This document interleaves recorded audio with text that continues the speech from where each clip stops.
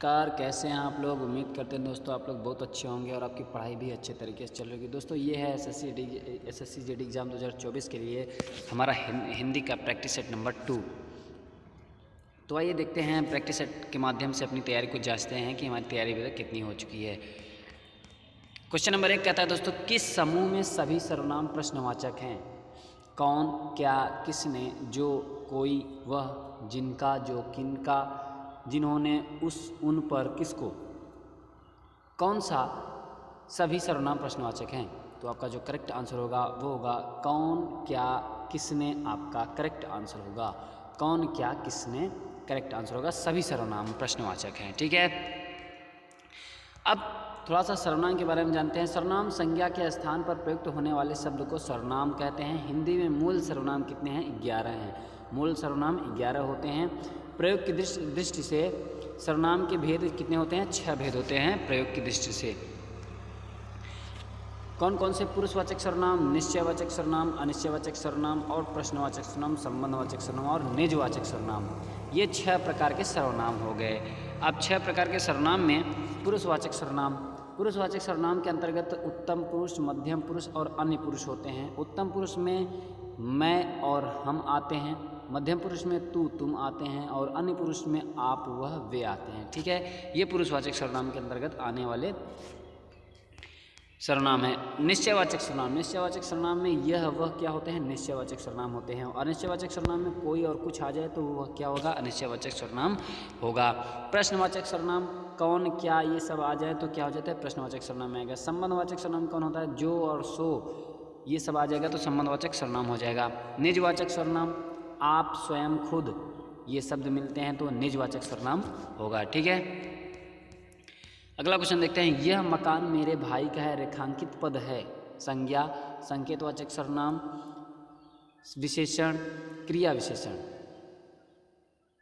क्या होगा? तो आपका जो करेक्ट आंसर होगा संकेतवाचक या सार्वनामिक विशेषण आपका करेक्ट आंसर होगा। ठीक है,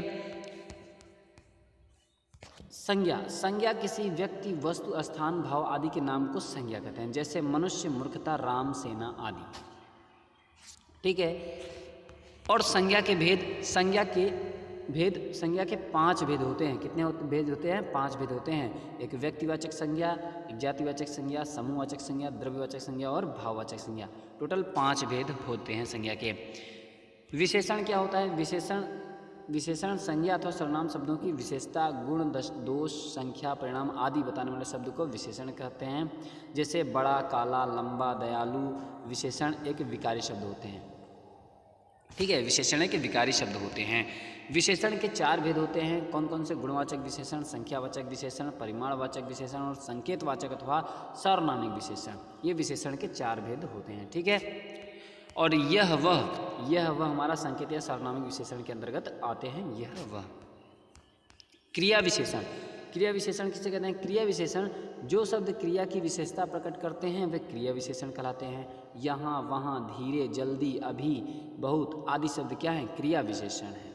ठीक है, अगला क्वेश्चन देखते हैं। उसका लड़का लंबा है, में विशेषण का चयन करना है। लड़का, लंबा, उसका, उपयुक्त में से कोई नहीं। तो आपका जो करेक्ट आंसर होगा वो होगा लंबा। आपका करेक्ट आंसर होगा, क्योंकि लंबा होने की विशेषता बताई जा रही है तो क्या होगा? लंबा आपका करेक्ट आंसर होगा।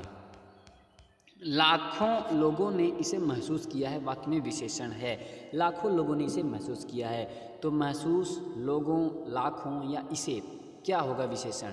तो आपका जो करेक्ट आंसर होगा वो होगा लाखों। लाखों आपका विशेषण है। ठीक है, अगला क्वेश्चन है। अधोलिखित किस वाक्य में अकर्मक क्रिया है? अकर्मक क्रिया, रामू खाना खा रहा है, चालक गाड़ी चलाता है, श्याम हंसता है, माँ स्वेटर बुनती है। तो आपका जो करेक्ट आंसर होगा वो होगा श्याम हंसता है। ये अकर्मक क्रिया है, बाकी सभी सकर्मक क्रियाएं हैं। अकर्मक क्रिया कहते हैं किसे हैं? सकर्मक क्रिया किसे कहते हैं? आइए देखते हैं। अकर्मक क्रिया, वाक्य में जो क्रिया कर्म की अपेक्षा नहीं रखती वो अकर्मक क्रिया कहलाती है। जैसे चलना, फिरना, दौड़ना, रोना क्या होता है? अकर्मक क्रिया होती है। अब सकर्मक क्रिया क्या होती है? वह क्रिया जो वाक्य में कर्म की अपेक्षा करती है, अर्थात जिनका प्रयोग में कर्म की आवश्यकता होती है, वह सकर्मक क्रिया कही जाती है। जैसे पढ़ना, लिखना, खाना, पीना, देना आदि सकर्मक क्रियाएँ होती हैं। ठीक है। और सकर्मक क्रिया पहचानने का जो तरीका होता है वो, अगर क्रिया में हम क्या क्या क्वेश्चन लगा करके क्वेश्चन करें तो अगर उत्तर मिल जाता है तो क्या होगी, सकर्मक क्रिया होगी। उत्तर ना मिले तो अकर्मक होगी। ठीक है। तो आप क्या क्या का क्वेश्चन करेंगे, तो क्या का क्वेश्चन, जैसे राम खाना खाता है तो राम क्या खाता है, तो आंसर आएगा खाना। तो आंसर जब मिल जाए तो आपको बताना है सकर्मक क्रिया, आंसर नहीं मिलेगा तो होगा अकर्मक क्रिया। अगला क्वेश्चन है, जो क्रिया अभी हो रही है उसे कहते हैं। जो क्रिया अभी हो रही है उसे क्या कहेंगे, अपूर्ण वर्तमान, सामान्य वर्तमान काल, संदिग्ध वर्तमान काल या संदिग्ध भूत। तो आपका जो करेक्ट आंसर होगा अपूर्ण वर्तमान काल आपका करेक्ट आंसर होगा। ठीक है। अपूर्ण वर्तमान काल करते किसे हैं, क्रिया के जिस रूप से यह बोध हो कि कार्य अभी चल रहा है, समाप्त नहीं हुआ है, वहाँ अपूर्ण वर्तमान काल होता है। जैसे बच्चा रो रहा है, वर्तमान काल। श्याम पत्र लिख रहा है, ये सब क्या है, अपूर्ण वर्तमान काल के उदाहरण है। ठीक है। आइए देखते हैं सामान्य वर्तमान काल किसे कहते हैं। सामान्य वर्तमान काल क्रिया के जिस रूप से यह बोध हो कि कार्य वर्तमान काल में समान रूप से होता है, वहाँ सामान्य वर्तमान काल होता है। जैसे बच्चा रोता है, श्याम पत्र लिखता है, ये सामान्य वर्तमान काल है, क्योंकि वर्तमान काल में ही होने का बोध हो रहा है। और संदिग्ध वर्तमान काल किसे कहते हैं, संदिग्ध वर्तमान काल क्रिया के जिस रूप से वर्तमान में कार्य के होने में संदेह का बोध हो, वहाँ संदिग्ध वर्तमान काल होता है। जैसे अब बच्चा रोगा, अब बच्चा रोता होगा, श्याम इस समय पत्र लिखता होगा, तो यह संदेह का बोध हो रहा है, तो यहाँ पे क्या होगा, संदिग्ध वर्तमान काल होगा। अगला क्वेश्चन है, अगला पॉइंट है, संदिग्ध भूतकाल क्रिया के संदिग्ध भूतकाल किसे कहते हैं, जिस रूप से भूतकाल का बोध हो किंतु कार्य के होने में संदेह हो, वहाँ संदिग्ध भूतकाल होता है। जैसे बच्चा आया होगा, कन्फर्म नहीं है कि बच्चा आया होगा, तो बच्चा आया होगा या में संदेह है। कमल गया होगा, संदेह है, तो क्या होगा, संदिग्ध भूतकाल आपका करेक्ट आंसर होगा। अगला क्वेश्चन है, धर्मात्मा में कौन सी संधि है। धर्मात्मा में वृद्धि संधि, गुण संधि, यण संधि या दीर्घ संधि, कौन सी संधि होगी। तो आपका जो करेक्ट आंसर होगा वो होगा दीर्घ संधि। दीर्घ संधि आपका राइट आंसर होगा। आइए देखते हैं, धर्मात्मा का अगर संधि विच्छेद करते हैं तो धर्म धन आत्मा होगा, धर्म धन आत्मा बराबर धर्मात्मा बनेगा, तो ये एक प्रकार की दीर्घ संधि है। ठीक है। संधि किसे कहते हैं, संधि दो निकटवर्ती वर्णों के परस्पर मेल से जो परिवर्तन होता है उसे संधि कहते हैं। ठीक है। दो वर्णों के मेल से जो परिवर्तन होता है उसे हम संधि कहते हैं। और संधि के भेद कितने होते हैं, संधि के 3 भेद होते हैं, एक स्वर संधि, व्यंजन संधि और विसर्ग संधि। स्वर संधि के 5 भेद होते हैं, दीर्घ संधि, गुण संधि, वृद्धि संधि, यण संधि और अयादि संधि। ठीक है।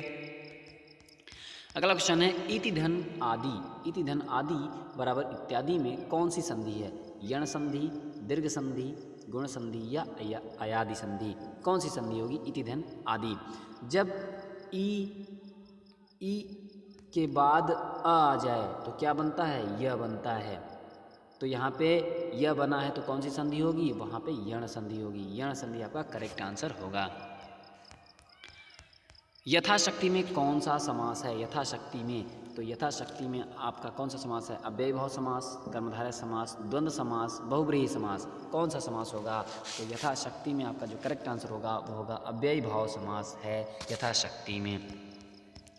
यथाशक्ति का समास विग्रह अगर करेंगे तो होगा शक्ति के अनुसार होगा, क्या होगा, शक्ति के अनुसार ही को यथाशक्ति बोलते हैं। दो या दो से अधिक शब्दों से मिलकर संधि किसे कहते थे, दो वर्णों से मिलकर बनती है संधि, और दो या दो से अधिक शब्दों से मिलकर बनता है एक समास।